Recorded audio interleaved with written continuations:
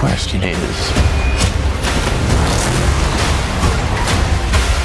do you have it in you to make it epic?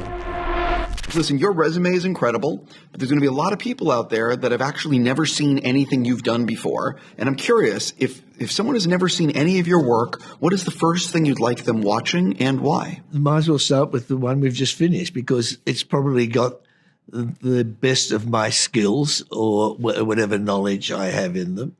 And also, this being a prequel to the previous film we made, Fury Road, it runs directly into that story. So you could start with this film and then go backwards, as it were, with all the films we made. It depends who also the person is. If you like fables and kids films or family films, you could watch the Babe movies or the Happy Feet movies, but probably this one if you're adult. I'm curious, of the films you've made, the projects you've made, which one changed the most in the editing room in ways you didn't expect going in? The first film I made, the Mad Max, the first Mad Max. That was made at a time when I didn't know much about films. I was very interested in film. We really prepared that film in great detail. It was such a low budget that even though I storyboarded, we couldn't afford a photocopier. So I couldn't photocopy the storyboards to show the rest of the crew. So we had to write it out in words. So I saw someone showed me the screenplay of the first Mad Max, which was I think only 93 minutes long. The screenplay was 274 pages long because it described every single shot, every crane shot and whatever. That's the one that changed most in editing. What we shot, what I wanted to shoot, didn't happen quite in the right way, and we ran out of money in post-production after 3 weeks. Couldn't afford the editor, so I spent a year in the small apartment that Byron Kennedy and I were renting from a friend of his. I was in the kitchen cutting the picture. He was in the lounge room cutting the sound. He was very expert on sound. We were amateur filmmakers, really. And I cut on a hand-wound machine. It wasn't even a flatbed. But that year I spent cutting that film, I learnt more than anything else. I had to, and we couldn't reshoot. So we had to make the most of the footage. Anyway, the answer is that's the one that changed the most. As I progressed making films, and particularly when we went to digital, when we came across the digital dispensation, first with Babe and then with films like Happy Feet, I really got to understand that it's much more plastic. The frame is much more plastic now. You can do a lot more. You can shoot live action animals and make them talk. You can use motion capture to make penguins dance. You can do, when you do a Fury Road, you can just take all the rigging that you use on the stunts and stuff and erase them much, much safer. So as time goes on, the films that are shot tend to match the preparation better, if that makes sense. 100%. Yeah. I know this is not out yet, but I know that what I'm about to ask you is what every person is going to ask after they see it, which is, do you still have more in the world of Mad Max that you would like to tell? Yes, we do. And mainly because to tell the story of Fury Road, which happens over a very compressed amount of time, you could argue that the first act of Fury Road and the last act are almost playing in real time, only over 3 days. We had to tell that story on the run in order to tell that story on the run, and picking up all the backstory, all the exposition on the way. We had to, everybody working on the film, not only the cast, but all the designers, all the prop makers, everybody had to understand the backstory very intimately in order for it to be coherent.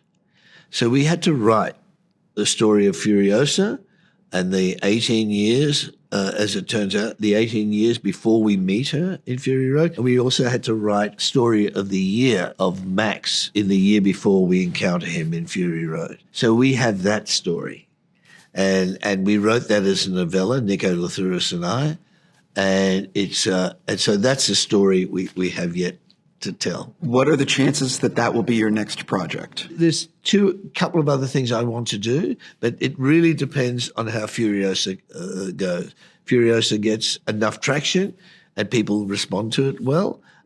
We have that story ready to go. It's something because we know it so well. So I'm always fascinated by the editing process because it's where it really all comes together. So for something like this with Furiosa, did the film change a lot in the editing room? Did you end up with a lot of deleted scenes? I'm happy to say that the more I make films, the less deleted scenes we have.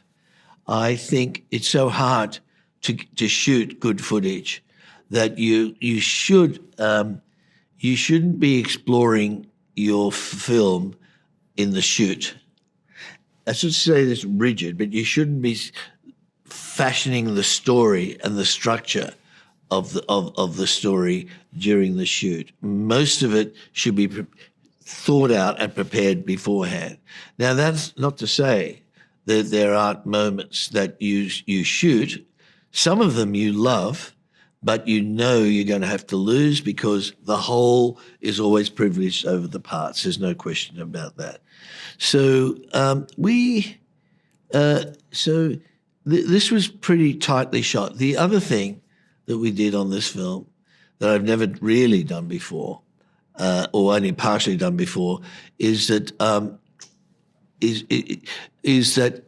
I picked it up from Bong Joon-ho, our great first assistant director, PJ Voten, who we worked with together a long time. He worked with Bong on a film in Korea, and he pointed out, and I'm not sure if all the Korean directors do it, but they cut the film, they assemble the film as they're shooting, and it makes a big difference if you can do that. So we started to do that on this film, and what you do is you basically getting a really decent cut as you're going along. As you're shooting, you can do that. Technology allows you to do it nowadays. And you learn two things. One is when you've got what you need and what you don't need to shoot. So that process allows you not to go ahead and shoot things just to explore them, if you like, on the most expensive part of the film, that is during the shooting stage.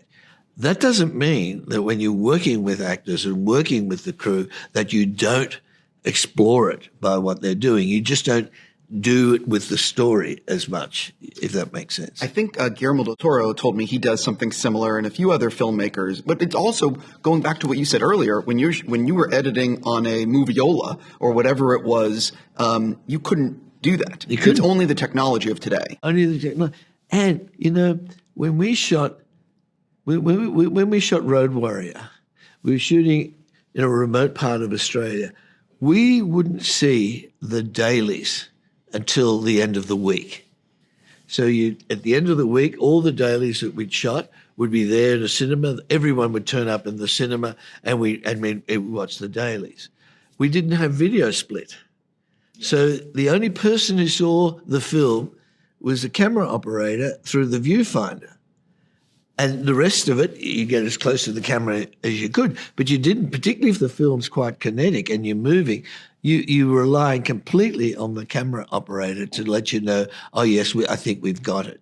And that was very, very key. Nowadays, you can see it a pretty big screen. You can see several screens at the same time with all the cameras. And it's in color. And now you can start putting the film together. It's a whole different. The digital age is so different from the celluloid analog days. Yeah, I don't think people really understand what it was to make films before digital technology in terms of Video Village and things like that. But before I run out of time with you, so do you envision at any point releasing a version of this and Fury Road sans credits? Meaning like, Furiosa ends and it starts right with... I think we can, because I'd never expected, I never realized, I can't think of a film that does, or any films that does this, but this butts directly into Fury Road, following Furiosa's story. It literally, one runs into the other. So there's no reason, if someone has got the appetite, they could sit down and watch one film, finish it, and then watch the second film. I remember going to the cinema as a kid and remember seeing things like Lawrence of Arabia or South Pacific or whatever, and there was an overture at the beginning of the film. They play the overture, almost like an orchestra.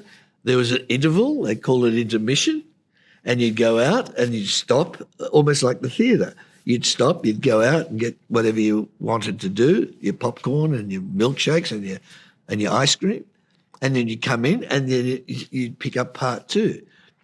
So you can almost do this with these films. So, only because one film runs directly into the other. Yeah, hopefully I would love to see like on the Blu-ray or a 4K where it's, edited without that. So we take the credits out. Yeah, why not? Yeah. So yeah. I do have a question though. There's going to be people at some point who are going to watch Furiosa without having seen Fury Road. And this is a minor spoiler thing, but it's not. The end of during the credits, you show footage from Fury Road. How much did you debate including that footage and not including the footage for the people like who maybe would watch Furiosa and then not having seen Fury Road? Does that make any sense? Yes, it does. We a lot. The thing is, what you're getting at the end credits on Furiosa is you're getting a sample of what happened. So if you haven't seen Fury Road, you're not getting the experience of Fury Road. You're getting like a little mini trailer of it. So it's quite a different experience. One is hopefully an immersive experience, and the other is a kind of a little taste of it. So it's like if you're listening to some sort of extended piece of music, a symphony or a rock opera or something, and you just play, a few sample bars of it at the end. So these were all things I thought about, but I thought because it feels, I'm sure there's other examples, but I can't think of any where there's a direct flow from the end of one story into another one. I felt it was worth doing. And if you haven't seen Fury Road, it really won't make very much difference at all, really. I have to go, but I'll just tell you that Tony Gilroy is doing a Star Wars show called Andor. Yeah. And Andor Season 2 will end exactly where Rogue One, the movie, begins. Ah. So it's going to go just like you said. They're going to bump up against one another. Ah. And he's doing that, but you've beaten him to the punch. Oh, okay. So anyway, okay. I really want to say congrats. So that's going to go, that's a series going straight So into the it's movie. a Star Wars show, and Season 1 takes place over a year. Yeah. Season 2 will take place over 4 years. Yeah. In the last episode, there's a movie called Rogue One. And yeah, I know. Yeah. So it goes, the show, the TV show goes straight into the movie. It's the 5 years before the movie. Fantastic. Yeah. On that note, I got to go. Thank you so much, thank sir. You. For real.